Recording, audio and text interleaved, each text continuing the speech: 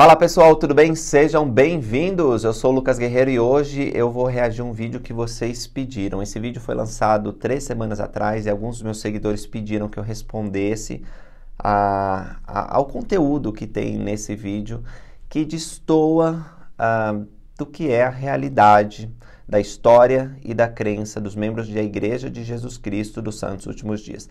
Eu demorei um pouco para fazer isso porque estava bem ocupado com outras tarefas, reuniões, e também porque o vídeo é longo, né? O vídeo desse canal que eu vou mostrar para vocês, eles têm aí quase 40 minutos.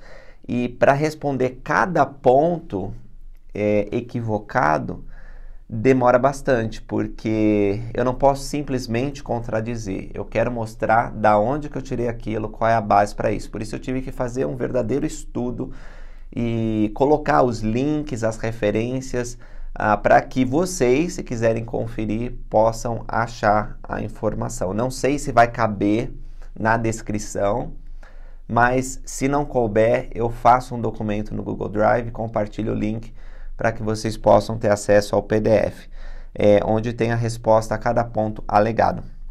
O que eu fiz? Eu assisti esse vídeo uma vez e fui anotando o tempo em que o apresentador fala, e aí anotei a resposta ou a informação devida que está faltando no vídeo.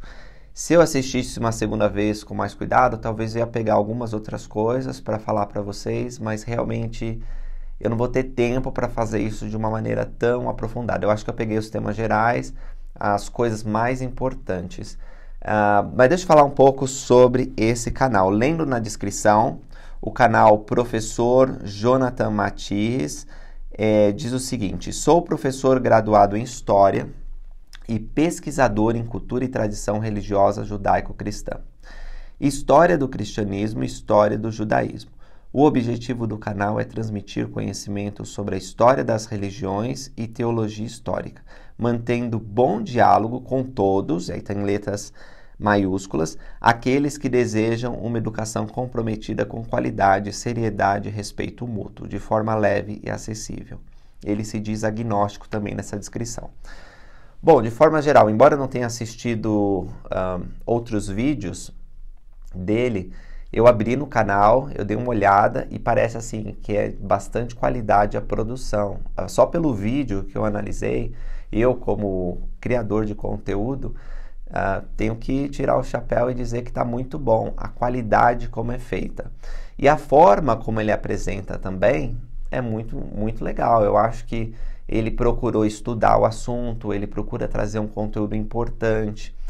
Mas já que ele diz que é um professor de história e que ele usa isso, né, para vender os produtos dele, para alcançar as pessoas, então ele quer que esse título e a forma como ele desenvolve o trabalho sejam chamativas, eu acho que faltou um pouco, pelo menos nesse vídeo que eu estudei, compromisso com a ciência. Mas deixa eu falar que eu não estou falando contra esse professor específico. Eu acho que ele está fazendo um trabalho honesto e da melhor forma que ele pode, mas faltou alguma precisão técnica. Eu digo isso porque quando você faz uma análise, especialmente uma análise histórica, você tem que ser muito preciso com as datas, com os nomes, com os locais.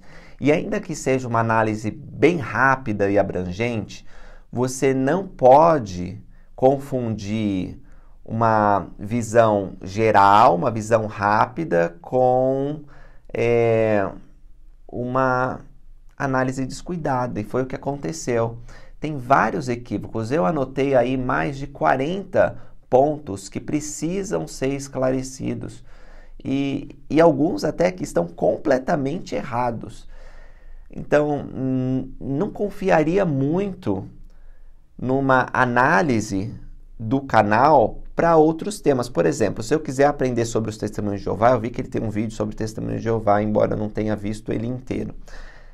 Eu não vou confiar muito, porque se aqui, quando ele fala dos membros da Igreja de Jesus Cristo Santos Últimos Dias, ele comete equívocos, provavelmente ele vai cometer lá. Além de algumas falácias de raciocínio, alguns erros aí na forma de chegar a conclusões. Eu vou explicar para vocês. Mas também quero dizer que há uma análise incompleta. Quando você se propõe a falar de uma religião, você não pode apenas falar sobre uma série de eventos que aconteceu ao longo da história. Sim, é importante fazer essa, mas aí você pega qualquer site, vai ter lá os tópicos. Se você quer trazer um conteúdo, isso daqui é meu ponto de vista pessoal, conteúdo que seja relevante, você precisa mais do que alistar os acontecimentos. E ele tenta fazer isso em alguns momentos, mas ele se equivoca, como eu vou mostrar para vocês. A minha sugestão, falar de religião é uma coisa que envolve não apenas a história, mas envolve sentimento religioso, envolve doutrinas, envolve as pessoas, não é? Então, não dá para você falar da Igreja de Jesus Cristo dos Últimos Dias sem falar da instituição, sem falar da experiência das pessoas, sem falar sobre a doutrina da igreja. Eu sei que talvez isso faria com que o vídeo dele ficasse muito longo, né? E não é o propósito dele falar especificamente sobre uma religião de modo a abranger grande parte dos aspectos da fé. Porém, uma análise rasa vai gerar muita crítica, até porque vai ter várias distorções. Então, como eu vou mostrar para vocês, vários pontos ali carecem de uma melhor explicação e alguns estão explicitamente errados. Minha sugestão, fazer análise de religião, pergunte às pessoas daquela religião sobre sua história, sobre sua crença, sobre suas instituições. Pelo que eu ouvi da apresentação dele, não teve como fonte nenhum material da Igreja de Jesus Cristo dos Últimos Dias. E a Igreja de Jesus Cristo dos Últimos Dias é a que mais divulga a sua história, é a que mais produz conteúdo. Até vai chegar uma hora que ele fala sobre os historiadores da Igreja, que são os únicos que acreditam na narrativa da Igreja. Ele diz alguma coisa assim, a gente vai ver. Não é. Existem vários pesquisadores que estudam o movimento mórmon, as doutrinas da Igreja, e não são filiados à Igreja. Então, assim, tem muitas fontes que são boas, são plausíveis e não são produzidas pela igreja que ele poderia procurar. Eu vejo que ele tem alguma deficiência com o idioma inglês pela forma como ele fala os nomes dos lugares das pessoas. Não há nenhum problema nisso. Eu mesmo, vivendo nos Estados Unidos por 5 anos, tendo feito mestrado lá, tenho dificuldade com o idioma. Então, não há nenhum problema de falar o nome das pessoas ou dos lugares equivocado, mas ao perceber que ele tem essa dificuldade com o idioma, eu logo entendi que é difícil ele recorrer a algumas fontes que existem, que na maioria estão em inglês. Ainda hoje, se você quiser pesquisar a história da igreja a fundo, você vai precisar recorrer a fontes que estão no idioma inglês. E um inglês do século XIX. É difícil, mas você precisa ter esse conhecimento, senão você não consegue acessar as fontes primárias. Joseph Smith Papers, por exemplo, que é uma coletânea dos escritos do profeta Joseph Smith. Não dá para você ir naquele material sem ter um conhecimento avançado de inglês, porque é difícil. Então, além das ferramentas que todo historiador precisa, todo cientista da história precisa, você também precisa desse adicional, que é o conhecimento do inglês.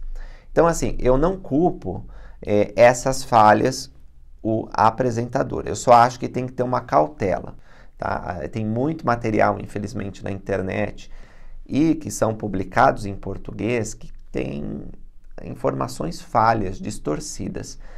Então, um cuidado que nós precisamos ter como pesquisadores, e aí eu falo como pesquisadores porque eu sou um pesquisador, é verificar a fonte da informação e, quando você analisa um fato histórico, você precisa ver se existem outras fontes que corroboram com aquela informação.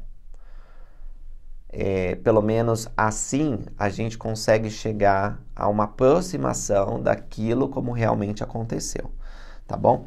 Mas enfim, vamos ver o que ele diz. Como eu falei para vocês, eu tentei colocar minutagem e aí responder. Eu não vou colocar o vídeo dele aqui porque o YouTube pode entender que eu estou copiando material e tal, porque seria legal uma forma de diálogo, né? Ele fala, aí eu respondo. Mas isso não vai ser possível. Já fica meu convite também para o professor Jonathan Matiz de vir falar comigo, perguntar sobre a igreja. Esses pontos que eu vou esclarecer, se ele quiser que eu fale mais alguma coisa sobre isso, eu estou aberto. E uma outra coisa importante, eu não vou conseguir explanar todos os tópicos levantados de forma plena. Ele até me deu várias ideias para vídeos no futuro. E se vocês acompanham o canal já há algum tempo, sabem que eu já tratei desses assuntos outras vezes.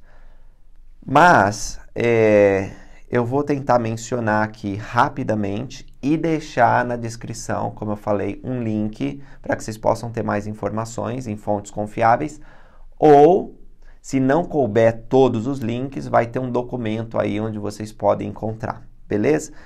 Eu tentei colocar o máximo que pude os links em português, né? As informações em português, porque já tem bastante coisa traduzida.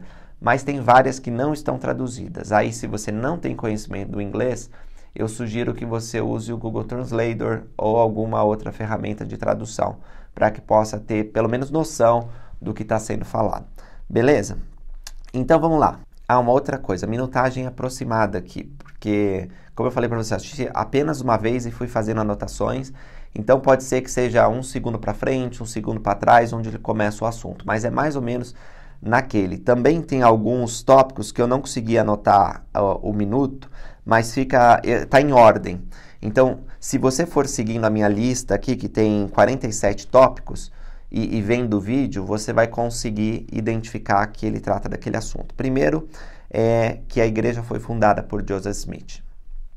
É verdade, nós podemos falar isso, que a igreja foi fundada por Joseph Smith.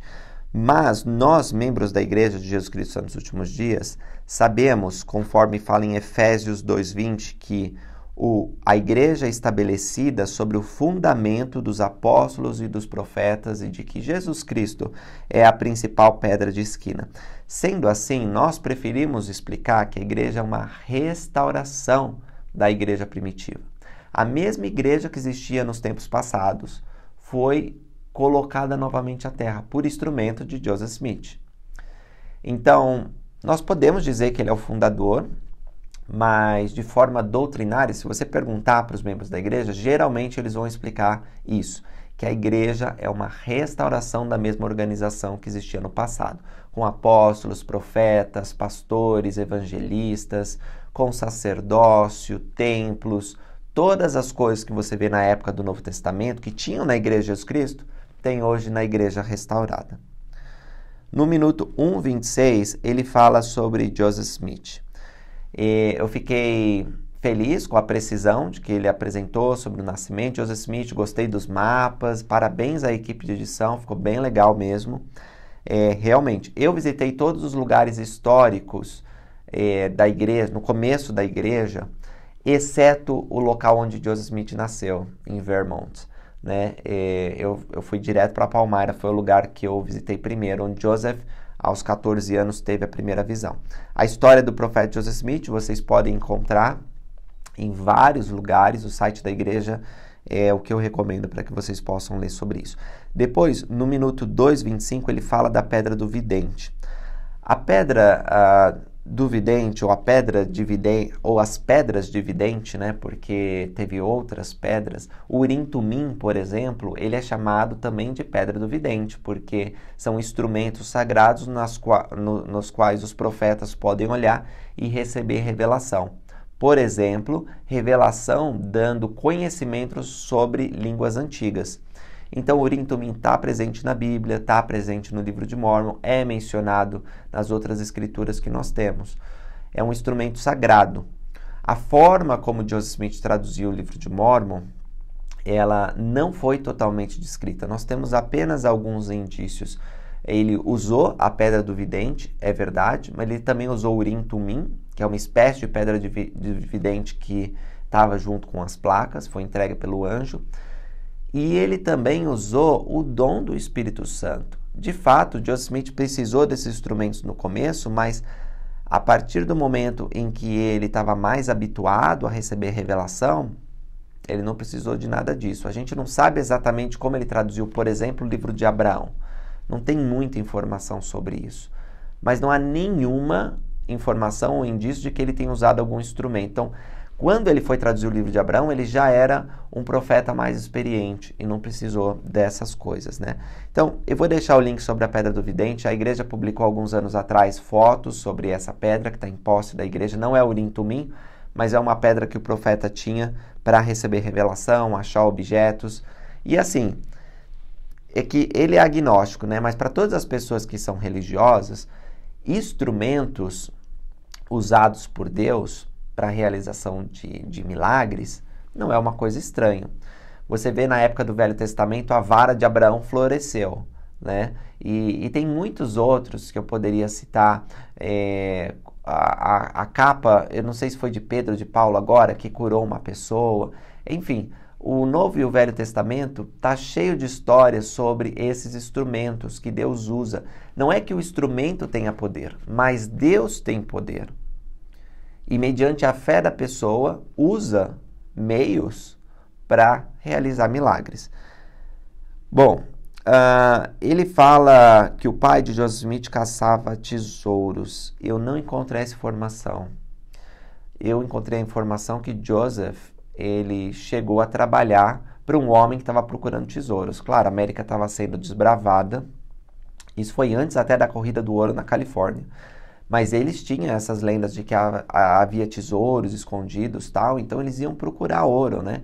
E como Joseph já tinha a fama de ser um vidente, o homem logo contratou ele. Essa história está bem descrita também, eu não sei se eu fiz um vídeo sobre isso, talvez eu tenha feito, porque alguém já tinha me perguntado, não sei se eu falei numa live, mas eu posso fazer um vídeo a esse respeito, vou deixar o link para vocês lerem um artigo sobre isso. Ou não, vou deixar mais de um aí para vocês. Ele diz que Joseph foi influenciado por uma pedra mágica.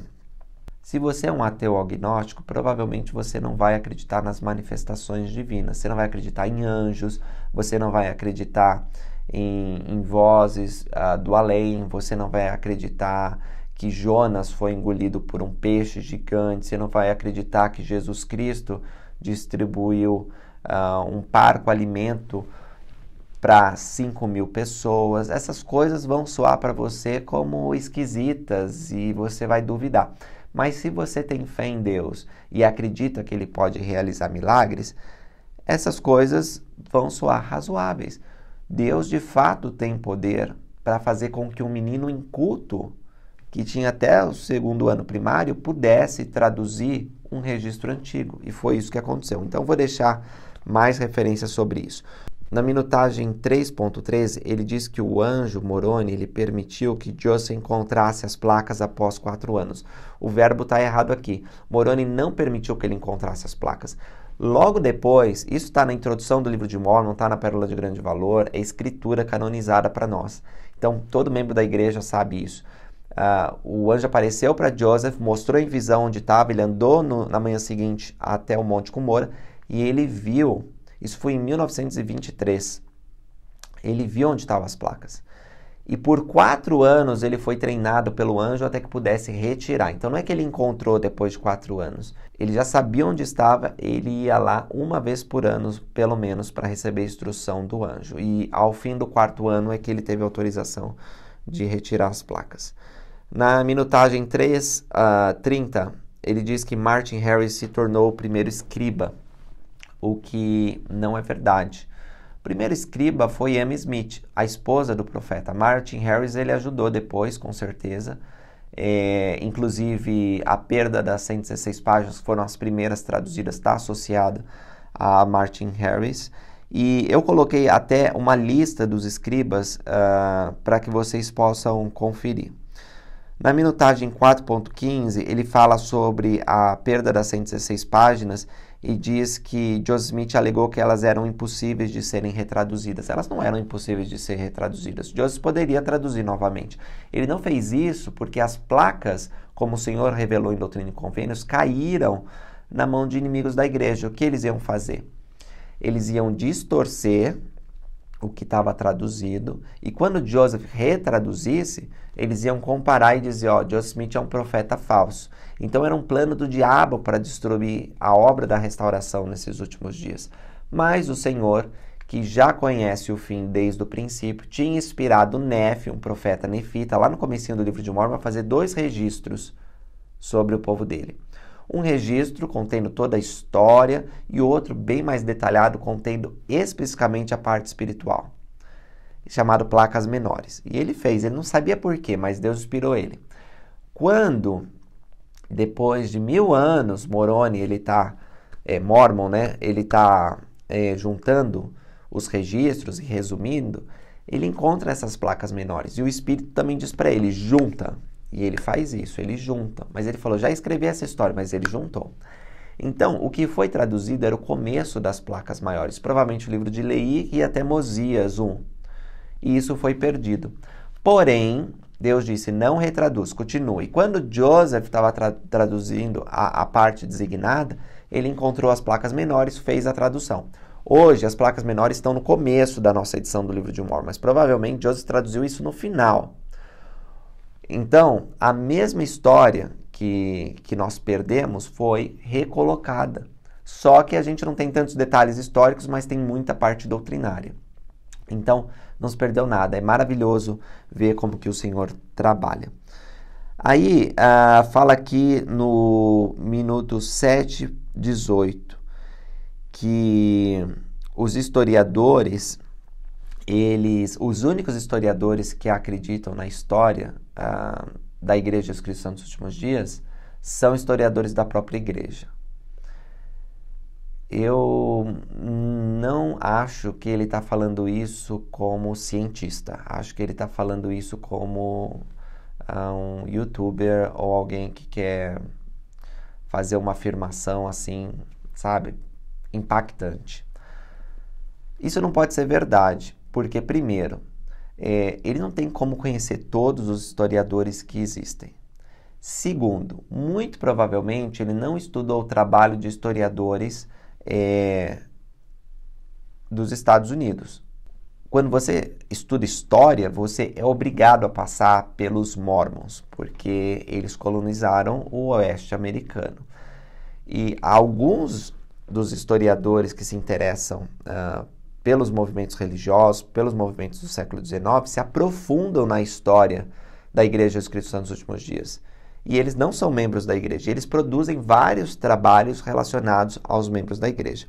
Até tem um historiador, eu vou colocar para vocês assistirem aí, agora ele vai fazer parte da Scripture Central, Central das Escrituras em inglês. Ele é muito legal, ele conhece muito mesmo. O que acontece? Ele era membro da igreja, se decepcionou, saiu da igreja e depois de vários anos pesquisando a história da igreja, ele decidiu voltar para a igreja, ele foi rebatizado, é membro da igreja agora. Então, é uma história muito interessante e nós queremos trazer conteúdo para vocês sobre ele. Então, um exemplo de alguém que era um crítico da igreja, mas que ao analisar profundamente, claro que talvez essas não tenham sido as únicas razões que fizeram ele voltar, mas certamente o treinamento dele como historiador o levou a refletir bastante sobre a história da igreja. E aliado à fé que ele recuperou, ele voltou para a igreja. Mas também quero dizer uma coisa, a crença do historiador não é tão importante quando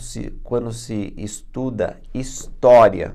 Por que eu estou dizendo isso? Porque, como qualquer outro cientista, o historiador ele se afasta das questões pessoais, das questões religiosas e trabalha com modelos pré-determinados para chegar a uma verdade funcional.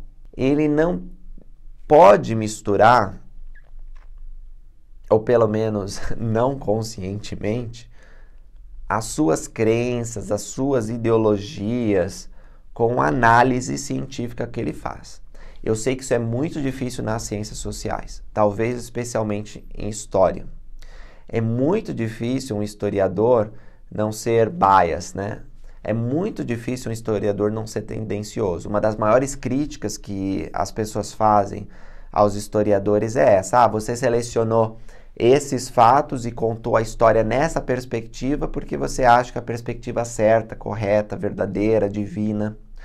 Então, muitos de vocês que estudaram lá na quinta série a colonização do Brasil, por exemplo, ouviram a história no ponto de vista europeu, né? E foi assim que foi contado para nós, foi assim que os historiadores trouxeram. Então não tem a perspectiva dos nativos aqui, enfim, vocês viram onde eu quero chegar. Então, tem que tomar cuidado com isso, dizer que todos os historiadores são membros da igreja que falam isso.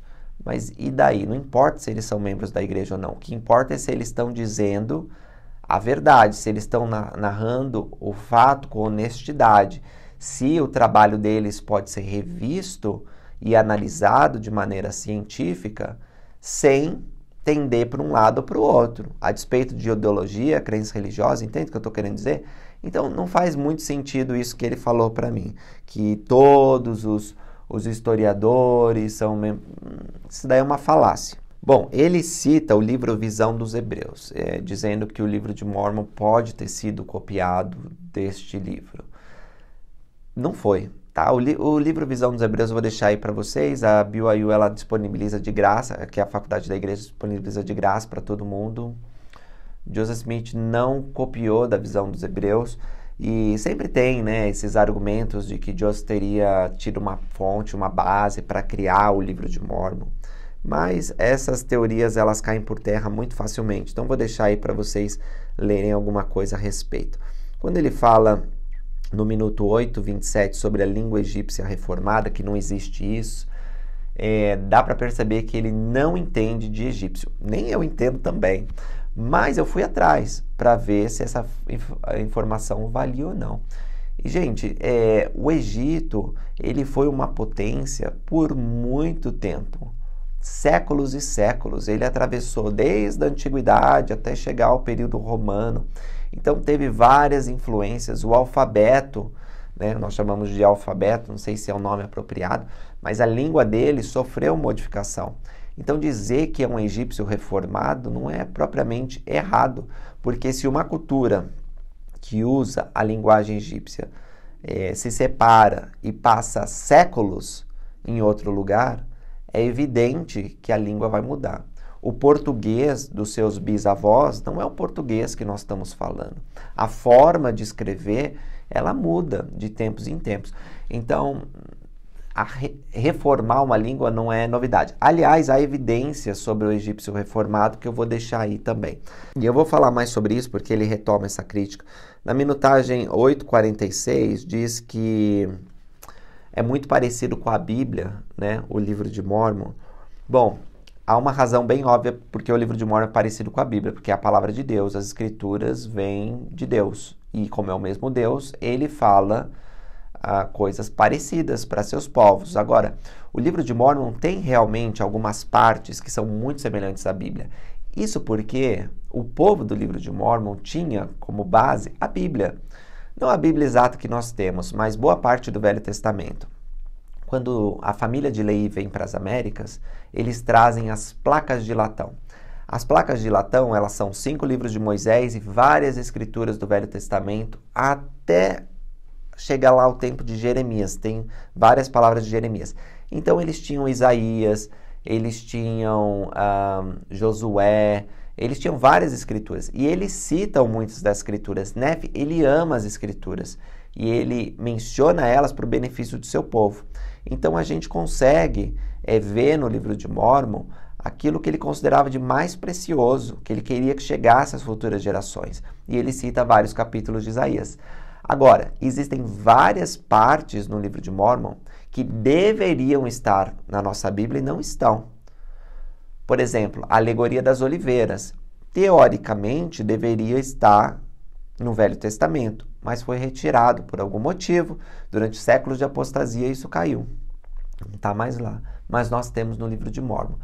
E a história do livro de Mórmon não é igual à história bíblica, é bem diferente. Nomes do livro de Mórmon não encontram paralelo na Bíblia. Alguns nomes sim, né? Porque eles têm também uma origem judaica. Então é normal a gente encontrar alguns nomes no livro de Mórmon que estão na Bíblia.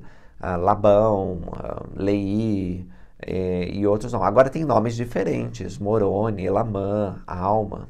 É engraçado até como ele fala alma, né? No vídeo dele. Mas enfim. Então assim, é a mesma palavra de Deus. E a gente não tem que se surpreender que haja temas parecidos. É uma mesma teologia, não é uma teologia diferente. Quando Joseph estava traduzindo o livro de Mórmon, evidentemente ele tinha uma Bíblia, né? As famílias tinham uma Bíblia. Ele tinha lido alguns anos atrás que se alguém tinha falta de sabedoria podia perguntar a Deus. E ele leu isso na Bíblia da família, em Tiago 1,5.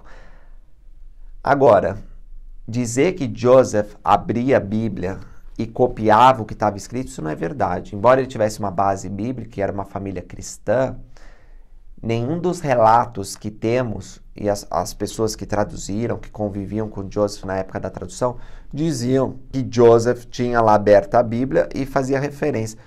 Pelo contrário, muitas pessoas dizem que Joseph, ele colocava a pedra do vidente dentro de um chapéu, enfiava a cabeça lá e narrava as coisas que Deus colocava em sua mente, seu coração, traduzindo as placas que estavam sobre a mesa. Esse processo de tradução pode parecer esquisito para nós, mas é uma forma como Deus encontrou para que aquele rapaz, que não era instruído, repito, que era um fazendeiro pobre, pudesse traduzir uma língua antiga. Mas como eu falei, vou deixar links aí para que vocês possam ler sobre isso. Animais e objetos anacrônicos à colonização europeia. Esse assunto aqui já foi ultrapassado, já foram encontrados fósseis de cavalos, por exemplo, no livro de Mórmon.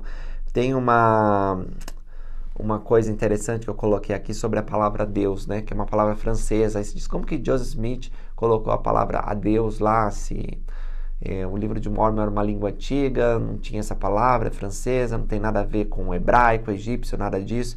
Também dou a resposta lá, assim, Joseph, ele traduziu. Quando você traduz, você não consegue, especialmente uma língua antiga, achar todos os termos correspondentes. Então, alguns ele preservou, provavelmente como estava, curulons, cumons. Outros, ele colocou uma palavra mais próxima àquele significado. Então, ele interpretou e achou. Sei lá o que estava escrito na língua antiga, ele colocou a Deus, que representava melhor o que o autor original estava querendo dizer. Todo mundo que faz tradução sabe que é assim, que a gente não consegue passar literalmente o significado de uma palavra para outra correspondente ou próxima. Às vezes até nem existe palavra correspondente. Então esse processo de tradução é tranquilo de ser entendido. No 9.20 e no 9.55 ele fala sobre os papiros egípcios. É muito legal esse tema também, mas ele não traz todas as informações sobre isso. E parece, quando ele está falando, que Joseph Smith inventou, né, a tradução, que os papiros que geraram o livro de Abraão, que hoje faz parte das nossas escrituras canônicas, eles foram inventados por Joseph. E quando foram redescobertos, inclusive doados à igreja, depois de redescobertos, eles têm informações totalmente diferentes do livro de Abraão. Então, a Scripture Central, a Central das Escrituras em inglês, ela tem um site específico que fala sobre a Pérola de Grande Valor. Eu acho que vale muito a pena vocês lerem. Eu vou deixar aí na descrição.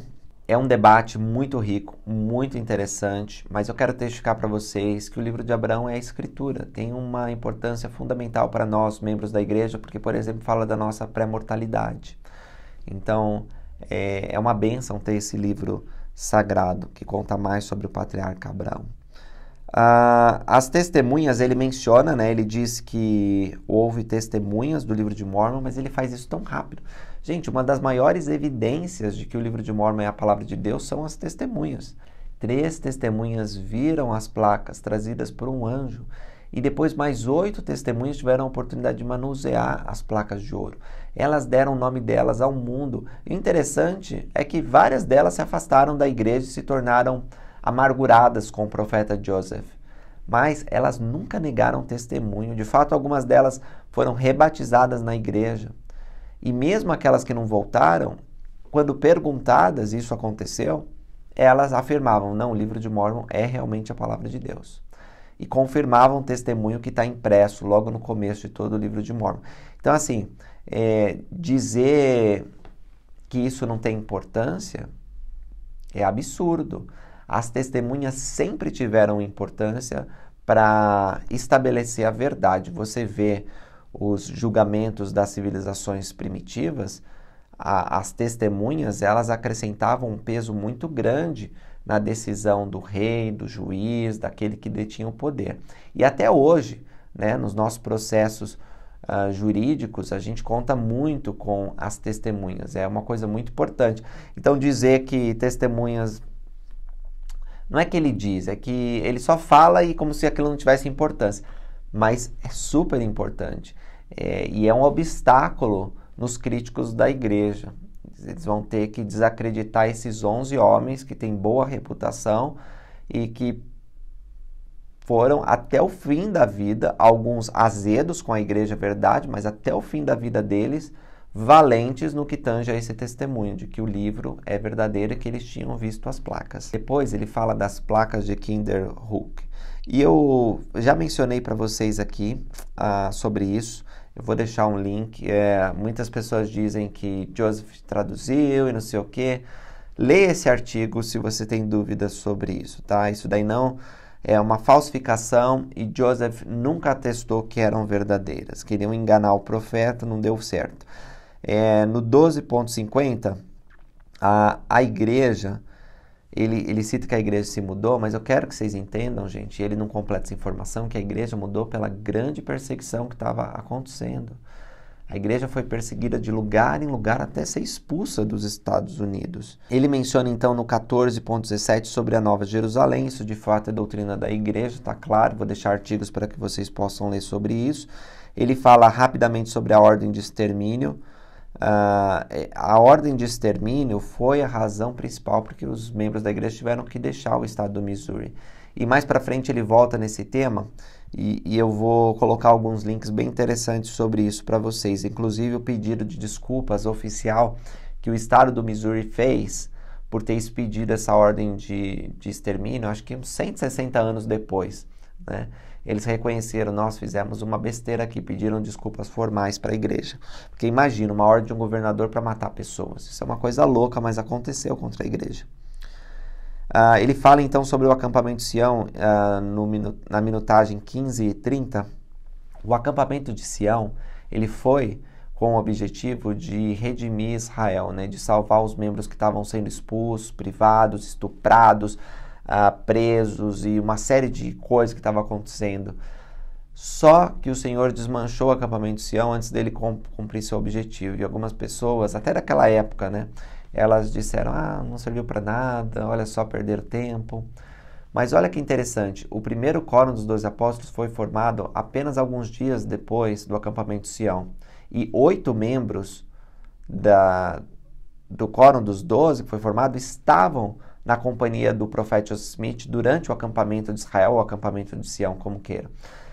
E todos os membros dos 70 estavam lá também. Então a liderança da igreja foi formada, na maioria, com os homens que acompanharam o profeta. Foi uma oportunidade deles verem o profeta de Deus agir, deles aprenderem com Joseph Smith e de Joseph também aprender sobre aqueles homens. Então, foi incrível. A forma como Deus trabalha muitas vezes para nós é estranha. A gente vê que Deus não queria que eles lutassem naquele momento, mas queria que eles se preparassem para liderar Israel por várias gerações. Bom, no minuto 16:30 ele diz que o bebê de Joseph foi jogado no chão e eu quero dizer, eu não encontrei nada disso sobre ele ser jogado no chão. Realmente a turba pegou Joseph e atacou ele, né, com piche, penas e uma história terrível, muito triste que aconteceu. Agora, a porta ficou aberta, era um dia frio, e olha, faz frio nos Estados Unidos, hein? e aquele vento frio entrou, tinha um bebezinho, né? Joseph, na verdade, tinha adotado 2 bebezinhos, e ele morreu depois de alguns dias, porque pegou uma gripe muito forte, né? Teve febre e tal, e morreu. Imagina que dor para Joseph. Além da dor física que ele estava sentindo por esse ataque, ele ainda perdeu o bebezinho, teve que enterrá-lo. Joseph enterrou vários filhos, infelizmente. Então, tá errada a informação de que foi jogado no chão. Talvez ele confundiu com Sidney Rigdon, que ele realmente foi jogado, na verdade pegaram a cabeça dele e bateram no gelo, e ele ficou meio assim, tantã, por vários dias, sabe? Ficou meio aéreo, assim, por vários dias por causa do ferimento na cabeça dele. Nossa, ler sobre o sofrimento dos santos é muito, muito triste. Mas, enfim, ele depois fala sobre a crise financeira de 1937. Realmente houve uma crise naquele ano, a Sociedade de Previdência de Kirtland tinha sido estabelecida, né? E essa história é bem interessante, porque gerou muita apostasia, porque as pessoas se voltaram contra o profeta, diziam que era um profeta decaído, elas perderam muito dinheiro, o investimento não deu certo, o banco não deu certo, e Joseph foi culpado. Joseph que teve as maiores perdas, mas ele foi culpado por várias pessoas, né? Suspeito que ele tenha sido culpado. Como eu falei para vocês, houve uma crise financeira mundial. Eles tentaram fazer as coisas certas no momento errado. Às vezes acontece com a gente, né? Quantos de vocês, às vezes, não faz uma decisão que pensa que vai dar muito certo, entra num negócio, entra num emprego, compra alguma coisa na internet, tem um sócio, e as coisas não saem como planejado. Infelizmente acontece. E aconteceu, mas eles culparam o profeta Joseph Smith. Então, é interessante estudar sobre essa crise financeira. E ele menciona bem rápido, assim, como se fosse culpa do profeta Joseph Smith, e não é. No 18.16, diz que Joseph rebatizou o nome da igreja em 1838. Tá certo isso, foi no dia 26 de abril de 1838 que a igreja passou a ser chamada a Igreja de Jesus Cristo nos últimos dias, porque antes era a Igreja de Cristo. Na verdade, a igreja teve outros nomes. Eu vou colocar um artigo onde menciona todos esses nomes para vocês lerem. Mas o fato da igreja conter o nome completo, a Igreja de Jesus Cristo Santos dos Últimos Dias, foi uma revelação, vem de uma revelação que foi dada posteriormente à organização da igreja.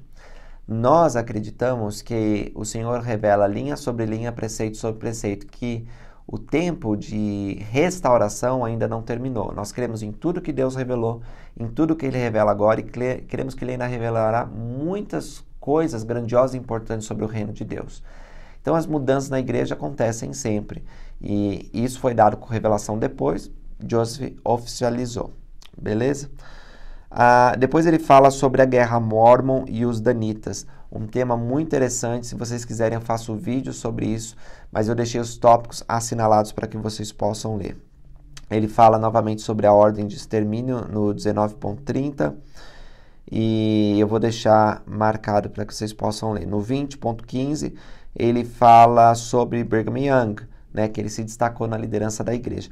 Mas nessa época, Brigham Young, embora ele fosse um apóstolo, ele não teve esse destaque todo que ele fala aqui, né? O presidente Brigham Young, ele estava servindo missão, inclusive, na Inglaterra.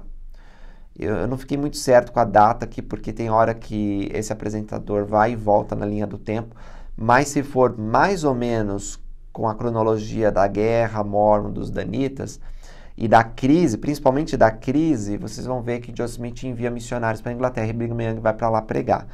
Então, Brigham Young teve destaque, claro, ele era um defensor da fé, um defensor do profeta, mas outros membros do Coro dos 12 Apóstolos tinham esse destaque também. Ilford Woodruff, John Taylor estava com o profeta na prisão, né? E tantos outros.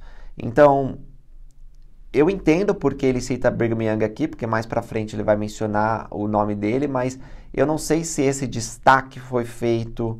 Eu não vejo nos livros de história que tratam sobre a igreja Brigham Young saindo muito em destaque nessa ocasião. Mas enfim, Joseph Smith foi preso por 4 meses, tá certo?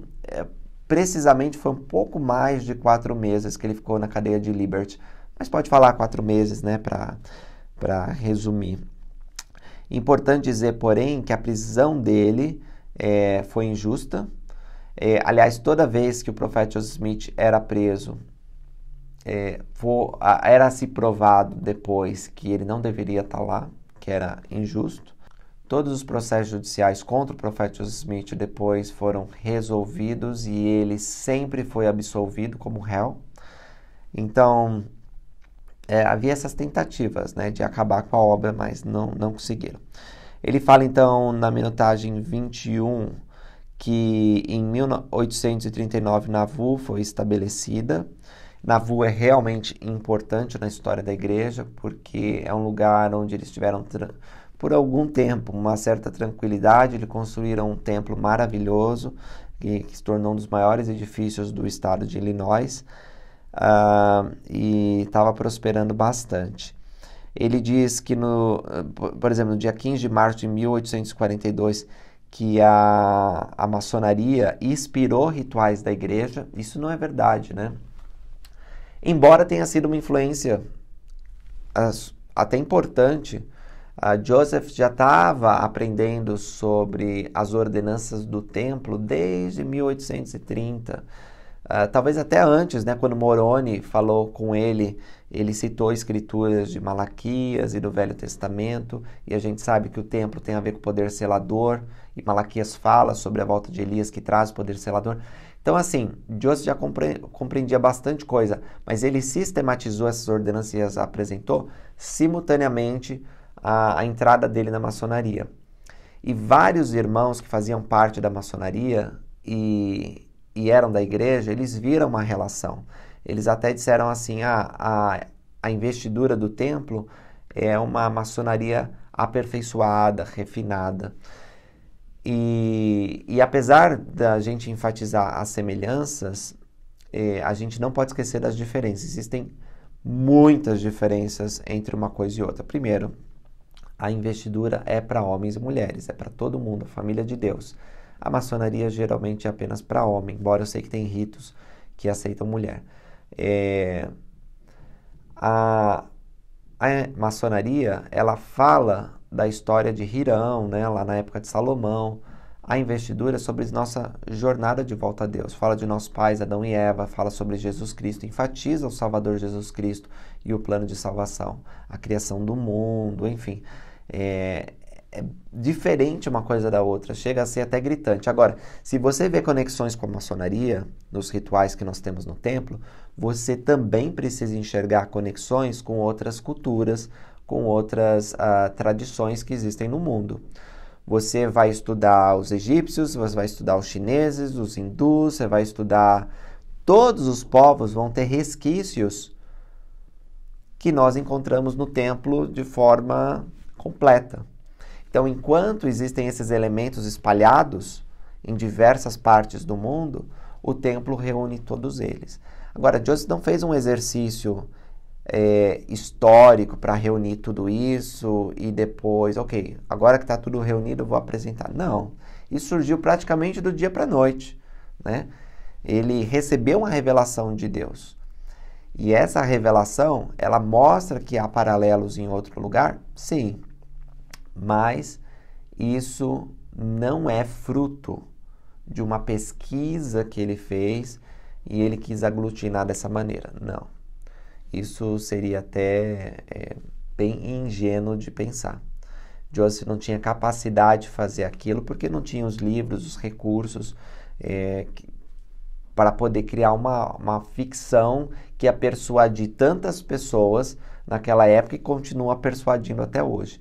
Esses convênios foram restaurados por Deus e representam uma ordem do sacerdócio antiga que existe desde nossos primeiros patriarcas. Bom, no 22 ele começa a falar sobre a poligamia. E a poligamia é um tema que eu trato bastante aqui no canal, eu vou deixar alguns links aí para vocês. Ele fala sobre Fanny Anger, que foi a primeira esposa plural do profeta Joseph Smith, enfatizando que ela era bem nova. A gente não sabe muita coisa sobre esse relacionamento. A gente sabe de boatos, a gente tem algumas fontes secundárias sobre o que aconteceu. Eu vou deixar também para vocês os links para que vocês possam acessar, mas o fato é que Joseph, ele teve sim outras mulheres, ele praticou o casamento plural por ordem de Deus, assim como Jacó, assim como Abraão, assim como vários profetas e personagens da Bíblia do passado, Davi, Salomão. Então, o fato dele ter praticado o casamento plural não desqualifica como profeta, como líder religioso. O que você tem que saber é o seguinte: isso foi uma ordem de Deus? Se foi, então ele está justificado. Se não foi, aí ele está errado. Mas várias das mulheres que entraram nesse casamento, lembrando que alguns dos casamentos de Joseph Smith, eles não incluíam relações sexuais, eram casamentos apenas para a próxima vida. É uma forma rudimentar do selamento que nós temos hoje, onde marido e mulher são unidos e seus filhos já nascem sob convênio. Então, ele estava sendo restaurado linha sobre linha, preceito sobre preceito, e as famílias queriam se unir à humanidade eterna.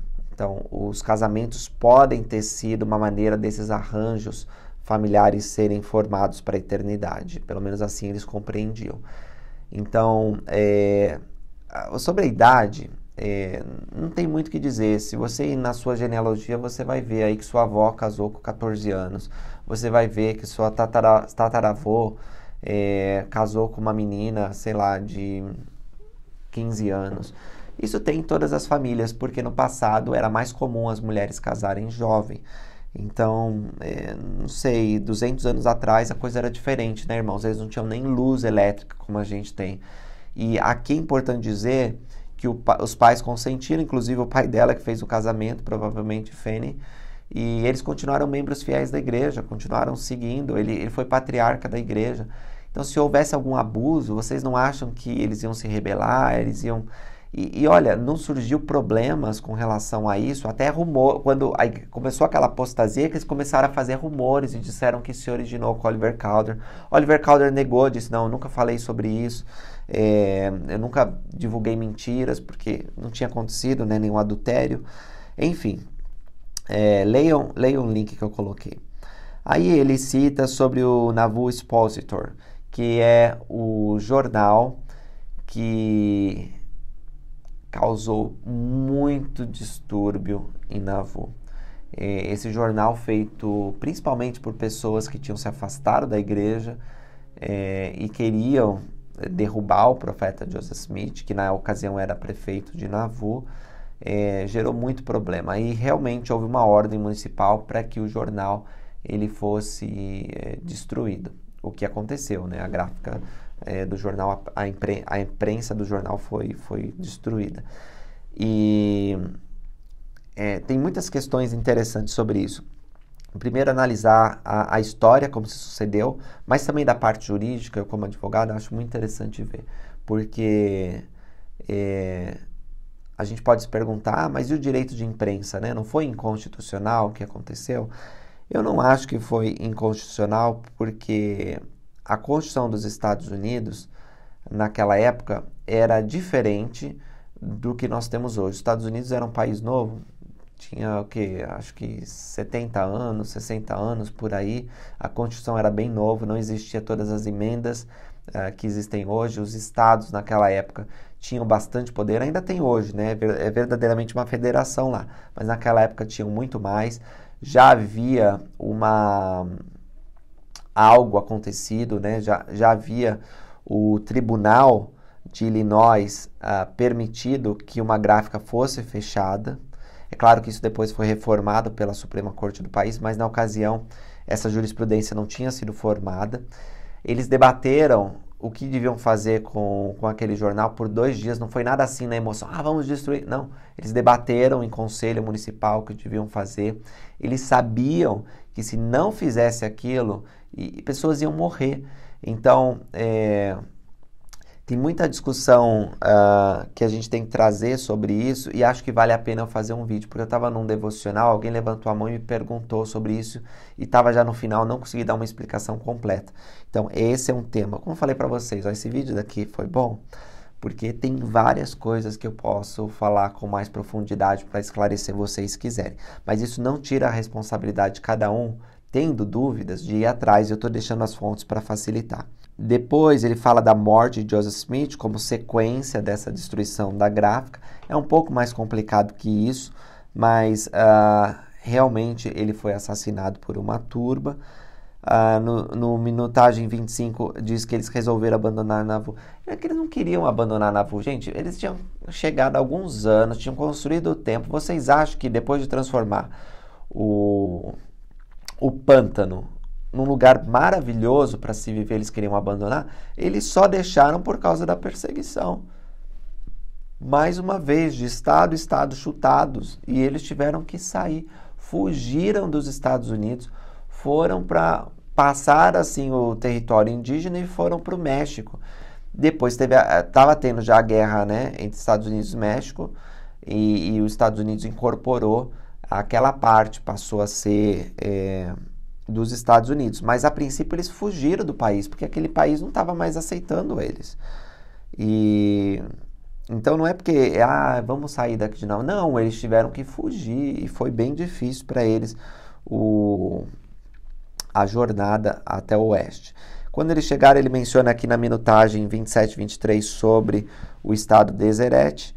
E o estado de Deseret, ou o estado Deseret, ele era bem grande conforme os membros da igreja planejaram. Ele ia ter cerca de 2 vezes o tamanho do Texas, ia praticamente ser um país, né? Mas o governo dos Estados Unidos não gostava da igreja, especialmente por causa da poligamia, e as requisições, as solicitações para que se tornasse um estado não prosperaram. Se tornou um território, a princípio, território de Utah, que foi sendo cada vez mais e mais reduzido, até que o estado de Utah ele foi aprovado e entrou como membro da Federação dos Estados Unidos. E o nome de Utah foi dado por um senador que não gostava da igreja por causa dos índios Utes que viviam na região. Embora a grande maioria das pessoas que estavam lá nessa ocasião já eram membros da igreja, mas eles não quiseram dar ouvidos, eles chamaram de Utah. Ainda assim, tem bastante símbolos em Utah que remotam ao estado de Deseret, porque o estado de Deseret significa, na palavra do livro de Mórmon, enxame de abelhas, né? E tem esses símbolos em todo lugar lá em Utah. Depois ele fala que 25% das famílias eram polígamas. Esse número é difícil de precisar. Eu deixei um estudo para vocês que estima entre 13% a 33%, dependendo da época e do lugar. E entre as mulheres um pouco mais alto, entre 25% a 56%. A poligamia ela foi abertamente praticada nos primeiros anos da igreja lá em Utah. E os membros sabiam que era uma revelação de Deus, embora difícil, eles perseveraram em guardar esse mandamento. E nasceu muita gente, até dá para ver pelos estudos que se eles não tivessem praticado a poligamia, não teria nascido tantas crianças como nasceram, né? As famílias não teriam crescido tanto, porque um dos motivos, sim, Deus não dá todas as razões porque Ele nos dá mandamentos, mas uma das razões que nós vemos nas Escrituras é para levantar posteridade. E, de fato, levantou posteridade. Teve muita gente que, se não fossem os casamentos polígamos, não teriam tido a oportunidade de casar ou de ter filhos. Então, vou deixar isso aí para vocês lerem também. Depois ele fala da família de Brigham Young, e está correto o que ele fala com relação à quantidade de esposas e filhos. Depois ele fala sobre os pensamentos racistas e o sacerdócio ter sido negado aos negros, algo que nós falamos bastante aqui no canal e que vocês podem ler. Ele fala sobre o massacre que aconteceu. Também vou deixar na referência para que vocês possam ler, e eu já fiz vídeo sobre isso. Não sei onde está, não me pergunte, mas se não achar, eu tiver em outro canal, porque a gente fazia bastante vídeo no canal antigo da Central de Escrituras, eu trago e faço aqui para vocês. Ele fala sobre a Guerra Civil Americana. O que ele não diz é que Joseph Smith profetizou sobre essa Guerra Civil, vários anos antes dela acontecer. E é interessante como a igreja, ela está no momento dessa Guerra Civil Americana, um assunto para uma outra ocasião que não vai dar tempo. Depois, ele fala sobre a dedicação do templo de Salt Lake. Ele erra dizendo que foi John Taylor, não foi John Taylor, foi Ilford Woodruff. John Taylor foi o terceiro presidente da igreja depois de... vamos lá, Joseph Smith, Brigham Young, John Taylor e Ilford Woodruff é quem dedica o templo de Salt Lake. Começou a ser construído na época de Brigham Young.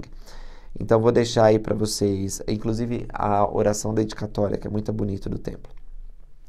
Na minutagem 33:19, ele fala sobre o manifesto terminando gradualmente.